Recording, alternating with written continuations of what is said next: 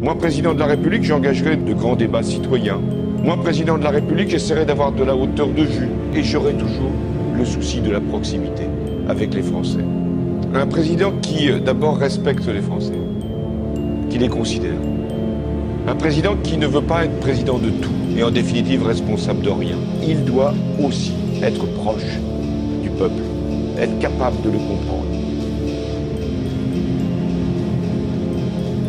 C'est sûr, on ne me reconnaîtra pas. Avec la gueule que vous avez, il n'y a pas de risque. Moi, chômeur de la République, j'aimerais que mon témoignage aide tous les 3 millions de chômeurs à trouver un travail. Enfin déjà, à chercher un travail. La première fois que je suis allé à la NPE, c'était un 1er mai, le jour de la fête du travail. Je m'étais dit que ce serait plus facile pour en trouver un. Un peu comme quand tu cherches une bière, t'es sûr d'en trouver une à la fête de la bière. Ah ben non, c'était fermé. Pourtant je m'étais levé tôt, vers 15h du matin. Maintenant on dit plus la NPE, on dit le pôle emploi. Et je comprends parce que là-bas l'ambiance elle est glaciale. Hein. Et puis t'es pas très chaud pour y aller. Non, parce que si t'y vas, c'est pour justifier de ta recherche d'un emploi. Parce que si t'y vas sans vraiment chercher un travail, alors là, c'est que tu travailles à la NPE. Moi j'ai remarqué que les gens qui travaillent à la NPE s'enferment dans leur bureau pour manger, dormir, ils vont plus aux toilettes. Ben, ils ont peur qu'on leur pique leur place. Il faut dire que la seule entreprise qui embauche encore, ben, c'est la NPE. C'est vraiment la crise. Hein. Même le ministre du Travail n'a pas pu sauver sa place. En tout cas, j'en ai cherché du travail. Hein. J'ai travaillé à l'horloge parlante. Moi, ils m'ont viré et j'arrivais jamais à l'heure. J'étais figurant en réunion du Parti communiste. Enfin, jusqu'à ce qu'ils ferment.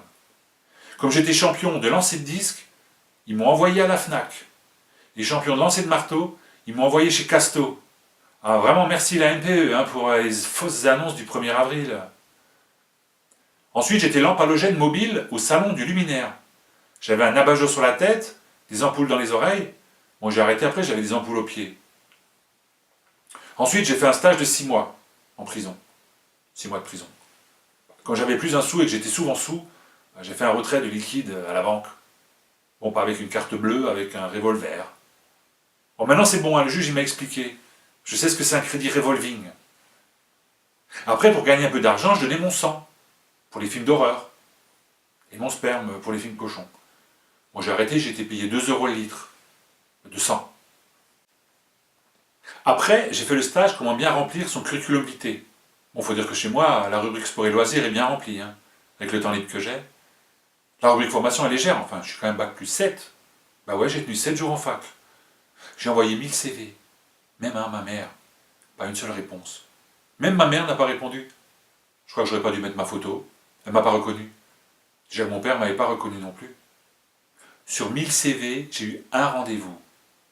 Là, le patron me demande de résumer mon curriculum vite fait. Alors moi, je lui réponds « CV ?»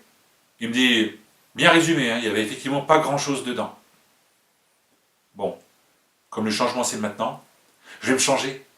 Parce que j'ai un entretien d'embauche dans une société de pompes funèbres. Un salarié en CDD est décédé, il s'est suicidé. Soi-disant pour être plus proche des clients. En tout cas, ça tombe bien, hein, ce boulot. Parce qu'en ce moment, je suis un peu au fond du trou.